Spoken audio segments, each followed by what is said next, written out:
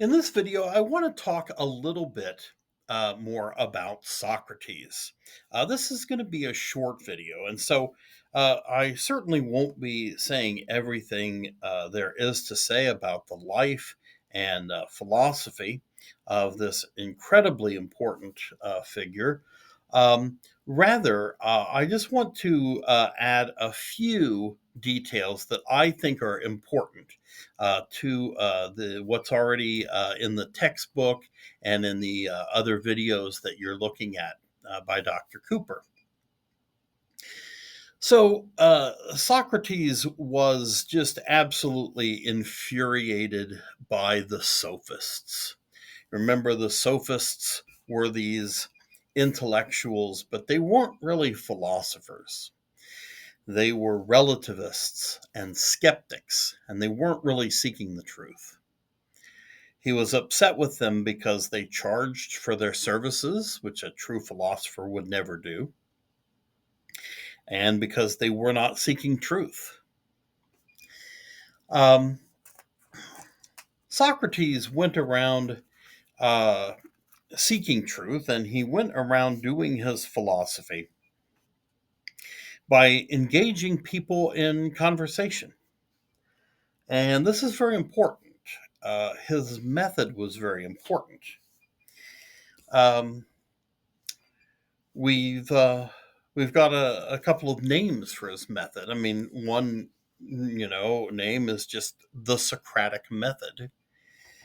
We also call this dialectic.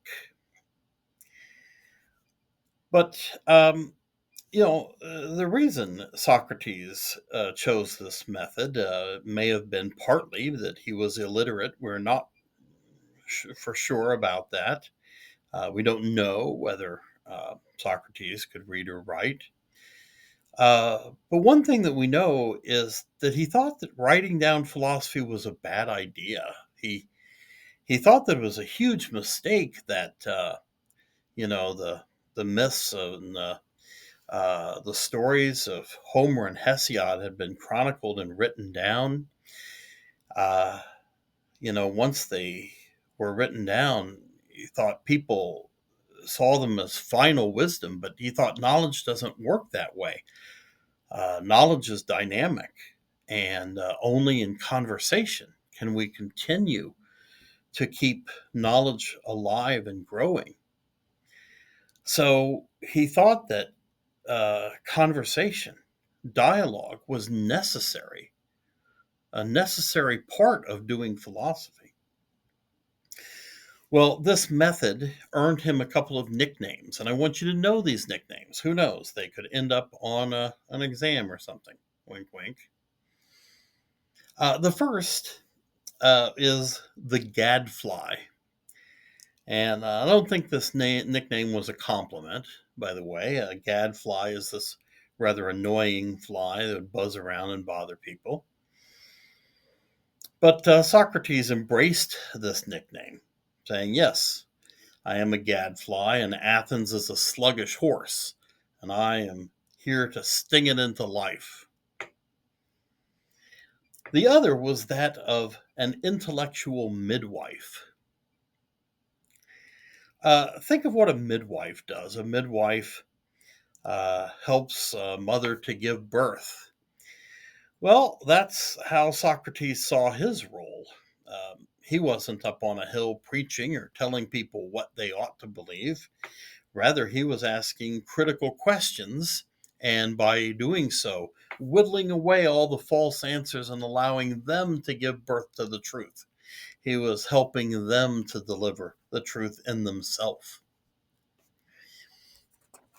There are these famous stories about Socrates. You probably know some of them.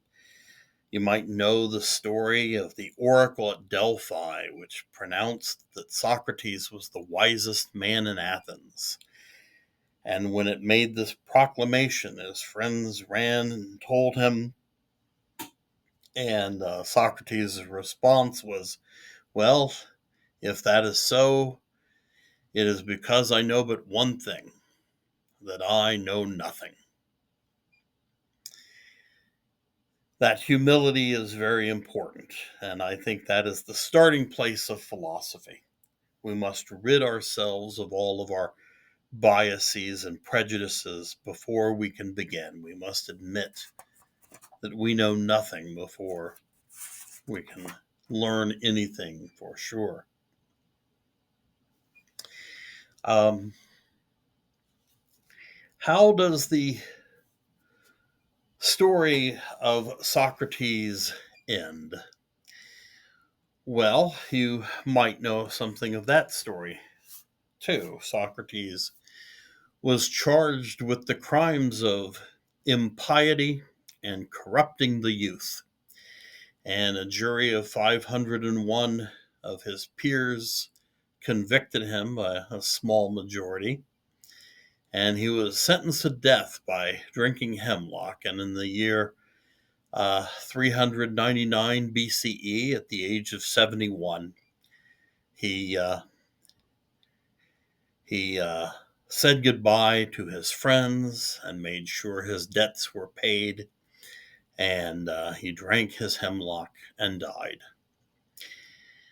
But of course, he left behind the most amazing legacy.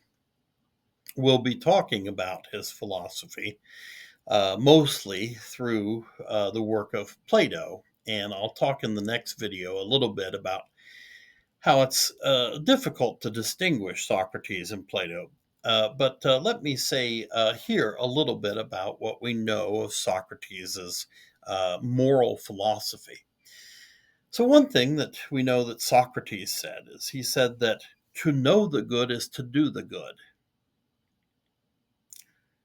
What does he mean by this? To know the good is to do the good. Well, I think that he is quite literally identifying knowledge with virtue, morality with epistemology. If we know what is right, we will choose it invariably. That may seem just false on the surface of things, but he gives us a good example. Says, well, consider a thief. A thief steals because they believe, you know, stealing the money or the thing that will bring them happiness, or maybe their being free from poverty will bring them happiness. But in fact, it doesn't bring them happiness. Having a peaceful soul, that's what brings us happiness. They just don't know any better. If they knew, they wouldn't steal. If we know the good, we will choose the good invariably. So the key to um, to the good is enlightenment. We're going to talk a lot more about this idea when we get to Plato's Republic, which is coming soon.